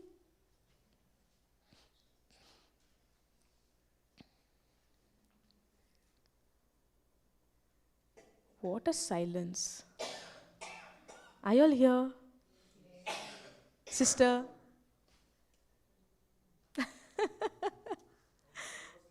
Huh? Okay, but Jesus was 100% human, no? He came as a human. But Jesus was sleeping. And what disciples are doing? Let's go and see. The disciple went and woke him up. Woke him up. Imagine how he was sleeping then, that they have to shout and wake him up. The waves were breaking into the boat. The disciple went and woke him up, shouting. Pay attention. Lord, save us. We are going to drown. Some other word says we are going to die. We are going to drown. Drown means die, no? The disciple went and woke him up, shouting, Lord, save us. We are going to drown. Now, Jesus is sleeping. The boat must be very smooth still. The boat is still. No. Now imagine in this situation, if we put ourselves in this situation, now the boat is shaking, everything is, imagine you have gone on a cruise ship for tour. Too much of imagination, right? When we make that imagination, no, we really understand what we are talking about, what we are trying to understand about. Getting it? So when we have that imagination, now imagination means you are making an image of something to understand the things. That day we took the example, no, that how many windows are there in your house? You literally went to your home in your imagination to count the windows. You know how many windows are there, but you cannot give the count immediately. But in your mind, in your imagination, you already went into your house to check the windows. Very quickly you counted and you remember, okay, this much the window. And I also did the same thing sitting over there. I counted the windows of my house also. Getting it? Now they had to go and wake him up, shouting, Master, Lord, save us. We are going to drown. Jesus responded. If somebody come and shout, then obviously, see, the storm did not affected him to get up, but the shouting, he got up.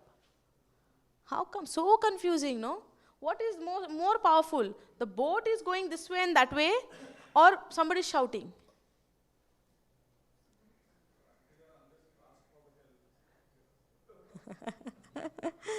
Okay. Yeah, that is also the point. If you don't make a point in understanding the word, you will not understand. But if I have that desire to know the word of God, then only Holy Spirit will reveal, no. Like the sower and the seed. When the parable was got over, multitude left home. But only few and the disciple went to him in alone to ask him what is the meaning of the parable. That should be our life. The listening of the word of God is not enough. To being with the word of God alone, to know him more and more, that is the thing. That should be my desire to know him. Then he is going to reveal me all the mysteries of the kingdom of God.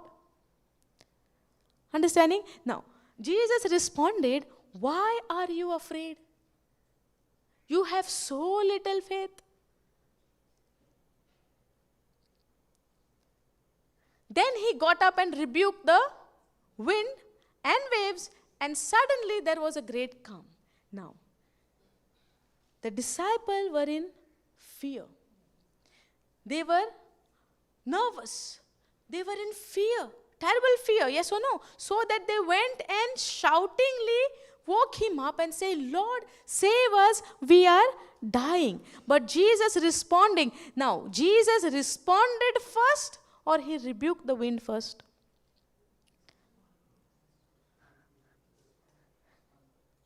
Now, what was needed in the first place to do from Jesus? No, in natural, why they had gone there to wake him up? They went and woke him up so that he will do something that they will be saved. But over here, Jesus responded, why are you afraid? You have so little faith. And then he got up and rebuked the wind and waves. So what comes first? No, you all missed it. Jesus responded. Now, responding is God. No, the written word of God, written word is the word of God. The response is from God. But what he is asking, why are you afraid? You have so little faith. And then he got up and rebuked the wind and waves, and suddenly there was a great calm. I don't know whether you are getting it. Yes.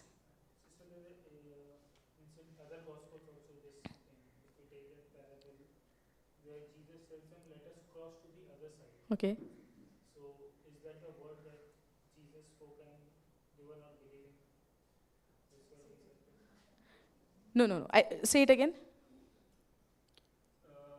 In the beginning of that Mark chapter 4, This is Matthew. yeah, this is Matthew. Okay. But in Mark and in Luke also they are mentioned. Yeah. And let us go to the other side of the river. Okay. So is that because of that Jesus said that you have little faith and he did? See, is it because of that or because of that?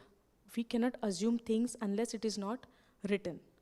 Correct? Is it written because of the reasons? No. The question is it because of that or is it because of this? I don't know. It is why. But what we are studying is whatever is written in the Word of God, we are studying on that. So why it would be, how it would be, we don't know. That would be the revelation from the Holy Spirit. He might even tell you because you have that question. But I keep my focus in what written in the word, and I might even get a revelation which I might come here and share it, but I cannot prove it.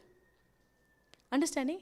I can come here and share my revelation, what I got from the scripture, but I cannot prove it through the written word of God. Getting it?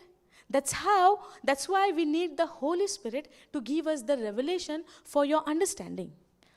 Are you getting it? But when you preach that revelation right, you need the power of God for that listening person to make that person understand, yes, this is the truth. But with the written word, the revelation you cannot prove. Getting no? Understanding? Savio, brother, you're here? Okay. Okay, you go there afterwards. Let's understand this. Okay. Now, Jesus responded, why are you afraid? You have so little faith. Then he got up and rebuked the wind and waves, and suddenly there was a great calm. Now, the disciple have seen many miracles what Jesus has done. Correct? Correct? Now, Jesus even, he was teaching them. Why they were calling Jesus master or teacher? Why? Because he was teaching them. And whatever Jesus was doing, you need a faith to believe in that. Because when he healed that woman with the issue of blood, he said, woman, daughter, your faith has made you whole. Even in the Jairus' case, he did not say that it is your faith, but eventually it is the faith of Jairus which he had on the word of Jesus. When Jesus said, do not be afraid, only believe. But because Jesus did not say, Jairus, you have faith, I cannot say that no, with the woman, it is about the faith. But with Jairus, it is not about faith because it is not written. I cannot assume that. But because Jairus had faith, he did not open his mouth. Getting it? There are two scenarios yesterday we learned. No. When in woman case, she touched Jesus because she had made a picture. She had made the imagination. That's why we are supposed to make the imagination what we want to see according to the word of God, not what I want to have to enjoy in this planet Earth, in this physical world. I cannot have an imagination to enjoy my life in this planet Earth, but rather I can have an imagination to live my life according to the word of God, or to understand. Even I can make an imagination that, thank you, Lord, I believe that I have understood. You have given me the revelation to understand your word and come more and more closer to you and revealing your love for me. I can make that imagination. I can make that my desire. Understanding? There is a difference. Now, in yesterday's case, we saw woman touch Jesus by faith. And Jesus opened his mouth and he said, daughter, your faith has healed you. At the same time, we see another case which is of Jairus. But when Jesus go there, Jesus don't say, Jairus, because of your faith, your daughter is healed. He is not saying, but that doesn't mean it is not because of faith. It is because of faith. And how do we know that? Because Jairus, when Jesus said, do not be afraid, keep on believing, you only believe. Jairus obeyed and did not open the mouth. That is the faith of Jairus, what he had on Jesus. Getting it? Now, because it is not mentioned, we cannot say that there is no faith of Jairus. Understanding? Now, Jesus responded, why are you afraid? You have so little faith. Yes. Say. Say, brother, say. Okay, praise God. Now, the first thing to believe in every promise of God, that it is yes and amen in Christ Jesus, and Christ has fulfilled all the promises for you and me, because he knew that I cannot keep the law of Moses, I cannot keep the word of God, because I have that sin nature in me to rebel against God. Because of that sin nature which I had in me, which is nailed on the cross now, after accepting Christ as my Lord, God and Savior, and after being born again, I am a new creature in Christ Jesus. I am born again, I am a new person. It is no longer I who live, but it is Christ who lives inside of me. When I began to believe this truth, that I am the body of Christ, and the Holy Spirit is dwelling inside of me, my body is the temple of the Holy Spirit, I began to renew my mind with this truth, in these promises. I began to live in a supernatural world. I began to live in the unseen world. I began to believe what is there in the unseen, then the seen, then in the physical world. Understanding? So now faith is a substance to believe in the evidence of the unseen. So if there is no faith, if the disciples would have faith in Jesus, if the disciple would have believed in whatever Jesus was doing with the power of God which he received inside of him, the disciple would have not been in this situation where they were afraid and scared and worried and trembling there and run to Jesus. They would rather be at peace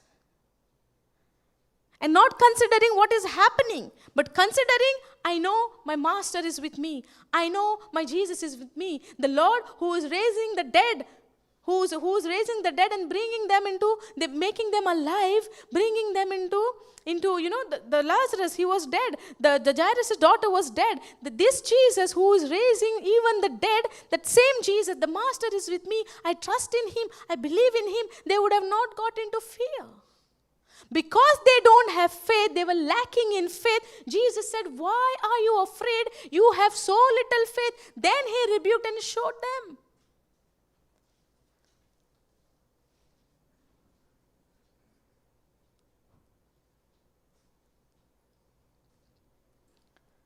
The disciples were amazed. Who is this man? They asked. Even the winds and waves, they obey him. Sometimes we have a wrong thinking. We say, if something happening in my life, this is maybe something for good. Did you heard anybody saying like that? Whatever happened, no, it's okay. Maybe some good thing is ahead. That's why this bad is happening in my life. If I think in that way, no, and if the disciple would have said, no, something good is further, let the wind be there, they would have died all. If the bad things is happening in your life, and if you believe that it is from God to show you something good in future, you are in deception. If the storm, sometimes we see, some storms are coming in my life, we say, it is from God. It's okay. Maybe after 2 days, everything will be fine and I will see more goodness. But you don't know whether it is from God or it is from the devil. It is from the enemy. Even the storm. Now, if we say, God created this sea, God created everything, but how come there is storm which has come from the devil? It could be. Why I'm saying, if it is from God, then why Jesus rebuked the wind and the waves? If it is from God. Why he rebuked? It means it is not from God. Sorry?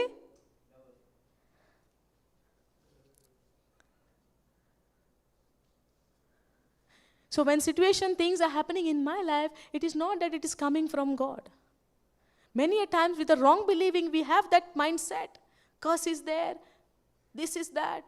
No, because somebody is cursing, that's why it is happening. Some people, they even avoid those fellowship who's all the time cursing. They avoid those people. Why? They are thinking, if I stay with them, they might even curse me. And I will be in yes, and laughing. We think that.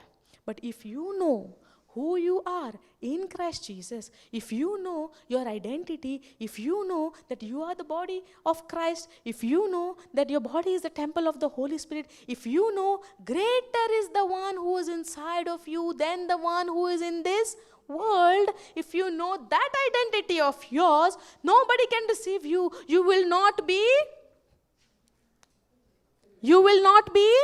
afraid if you know your identity in Christ Jesus.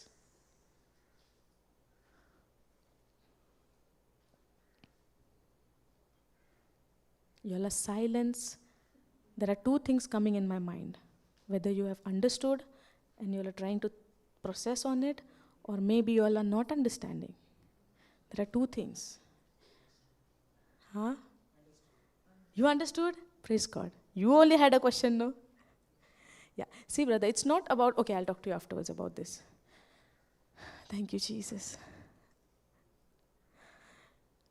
Okay, let's go down. We'll see what the next verse says. I think it's next chapter. Go down. Okay. So understood till here? Can we stop this session over here now, and you'll be sitting over here and going little revision? Okay, go ahead.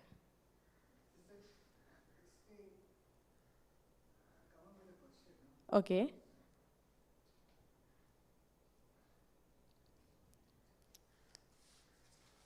You even lost the questions. It means the question is not important. If it was really important for you, you would have known that question.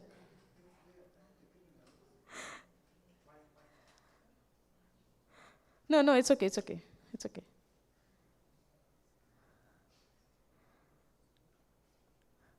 Thank you, Jesus.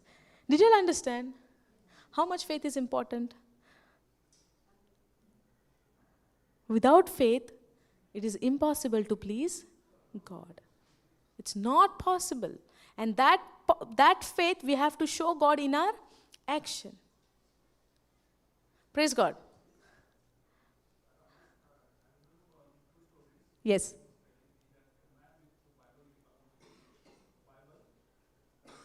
Huh. Okay.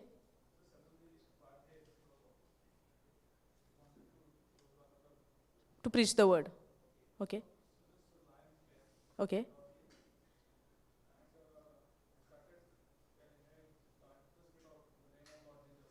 And he took the Bible in his hand. Okay, and then? He was been eaten up, lion ate him, and he died.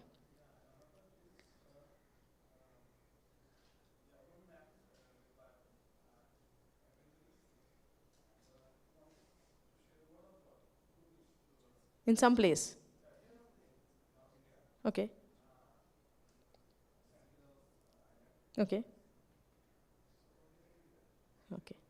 People killed.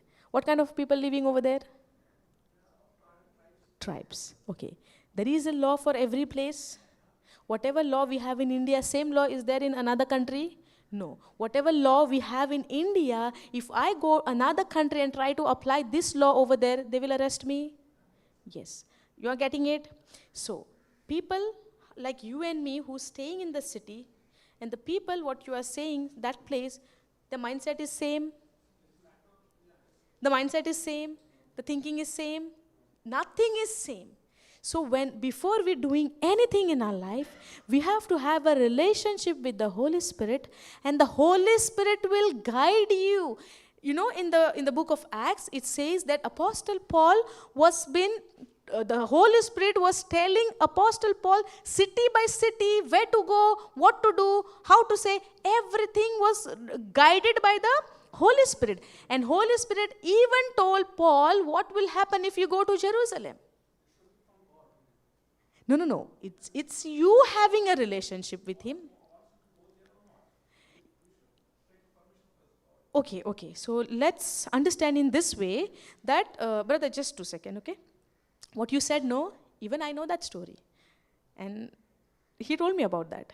So if he is going with the weapon in his hand, that is called a law. When you understand the word of God, you simply cannot go anywhere without having a relationship with the Holy Spirit. Because the things of the Spirit is unseen. So I cannot use my natural mind. Okay, those people, they don't know about Christ, but you know the law of that place, you know the scenario of that area, you know the mindset of those people, whether they will accept it or not. Now, just because you understand the word of God, you simply cannot go there without, understanding or without having a conviction of the Holy Spirit, whether he can go or no. My experience, many a times I meet people in my life, but the Holy Spirit, always I say, Lord, do you think that I should speak to that person about Christ? Sometimes you will get the inner witness, no.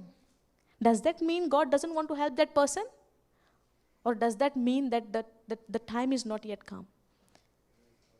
The sowing, when we sow the seed in the field, the rice paddy field, can we go and sow in month of, let's say, February, March, April? No. In Goa, we sow it in the month of June. But if I sow that in the month of March and April, when is a hot sun, what is going to happen? May I see the result? No. So in the unseen world, there is also, that's why we need the Holy Spirit. It is no longer me, but it is the Holy Spirit who is living inside of me. It is the Christ who is living inside of me. He will convict you from your inner witness. He will convict to your spirit whether to go ahead or no. And how do I know that? Because in the book of Acts, even we say, Philip went to Samaria to preach the word, and when the angel came to him and told him to go to Gaza, and when he reached there, the Holy Spirit told him, the Holy Spirit said to Philip, it means Holy Spirit is speaking. Understanding? If you cross the law, which you are not supposed to, your physical thing you cannot apply in your spiritual things you cannot apply in a physical way. I will end up into something else, or maybe I will experience even death. I cannot use my brain to do this kind of things. I have to allow the Holy Spirit to take control of my life and do the things through me. Praise God. That is, I'm crossing the line with my natural senses. Understood? Praise God. Yes, brother.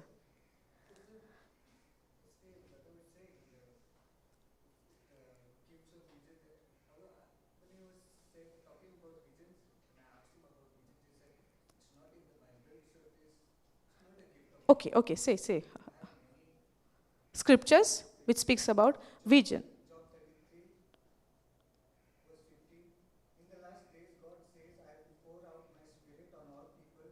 Your sons and daughters will prophesy. Your young men will see visions. Your old men will dream dreams. Acts 2:17. For is God. Ananias saw the vision that you are speaking about? No, there are many. Acts. Book of Acts. Okay. For it is God who works in you to will and to act in order to fulfill his good purpose. Philippians.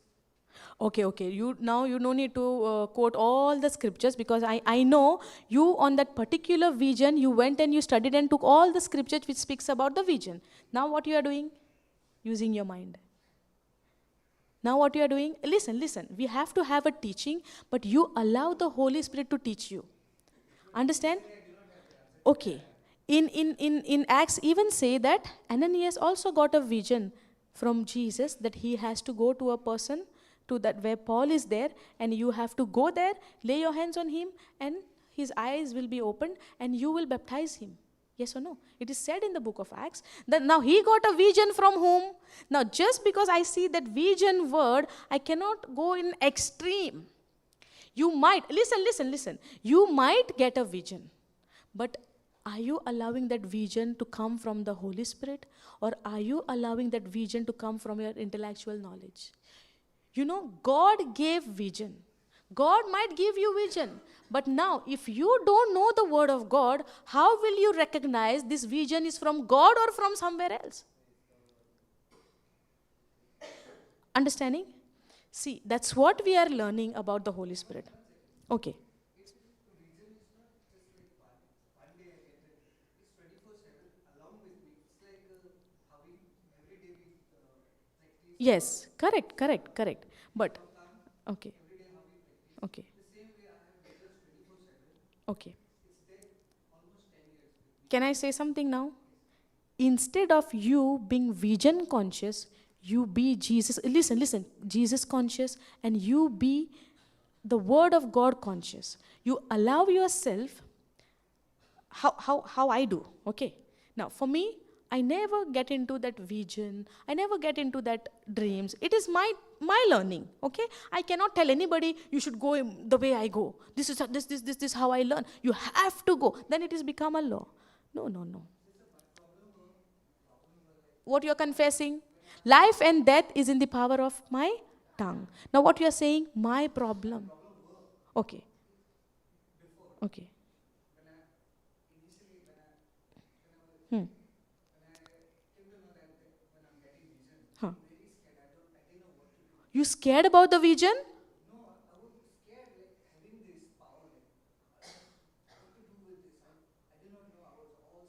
Okay, just give me 2 minutes. We'll discuss on this. We'll wind up the session first, okay? Anybody has any question? All good? Okay, till the lunch is ready, you all can meditate. Okay, shall we all do the closing prayer now?